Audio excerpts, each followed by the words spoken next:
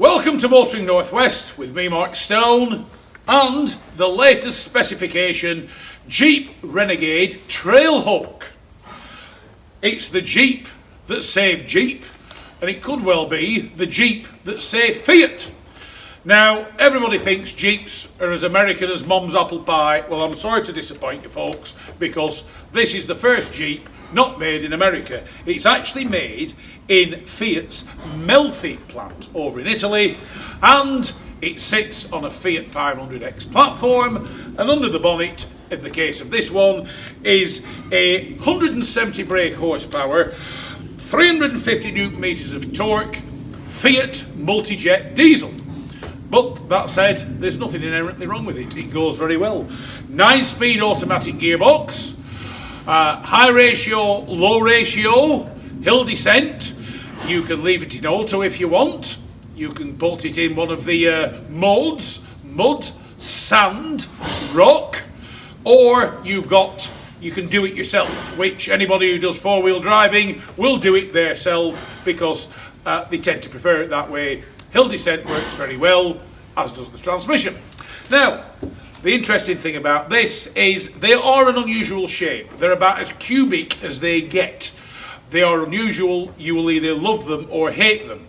But the one thing about the Renegade is it has become the lifestyle vehicle of the Jeep range, and inherently there's nothing wrong with that. They are available with a whole host of engines, 1 litre, 1.3, 1.6, 2 litre, petrol and diesel. Two-wheel drive, and that's where the lifestyle bit comes in. A lot of people like the smaller petrol engine two-wheel drive versions. Personally speaking, I can't see the sense in buying a Jeep that is only two-wheel drive. But there again, I don't buy or run cars for lifestyle purposes. I run them because 4x4s, that's what they're meant to be. Right, that aside, you've got new uprated LED lights. You've got very, very impressive ground clearance, 210mm ground clearance, huge arches, very high. They are staggering off-roader, these little things, contrary to what you may think. They are not a toy. To bear the Jeep badge, they have to qualify for what Fiat and Jeep call trail rated. This means it has to be able to perform certain off-road tasks to a certain level, and I can assure you, contrary to what you might think, they really do perform it to the expected levels of a Jeep. Very comfortable to drive, although at times they do seem to tramline a little bit, especially on the motorway.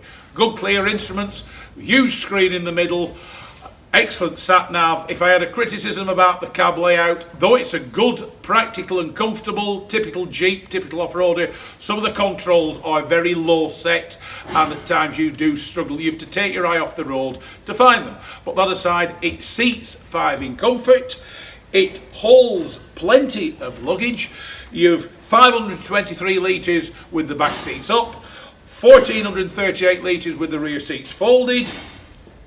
As I said, you've all the toys. You've Apple CarPlay, you've Google connectivity, being the Trailhawk, which is the top one. You get the skid plates, you get all the off-road toys. They start at £22,405 for the basic 1 litre petrol, all the way up to £31,400 for the Trailhawk in basic guise, or else if you throw some of the toys on it, like this one, it's £33,850, or it is at the time that this video was shot. Right, what's it like to drive? It's very manoeuvrable, it's very comfortable. On road, it's comfortable. I've done over 400 miles in this, most of it motorway, absolute bliss. 44 to the gallon, very economical. The 9-speed gearbox, you don't feel it go up and down its gearbox. Bob it into sequential, equally, it's very, very smooth up and down its transmission. I have had it off-road, contrary to what you think. It's kept raining, so it's washed all the muck off. But drop it into low box, it does exactly what you would expect a Jeep to do. They're very, very quirky. I mean, do you need the matte black panel on the bonnet to cut down on heat shimmer? No, but those who buy them as a lifestyle accessory think it's the absolute business. But I used to run Jeeps years ago. I still do like Jeeps, and I rate Jeeps very, very highly. So I didn't expect to be over fond of this as, shall we say, an off-roader. It's very good off-road.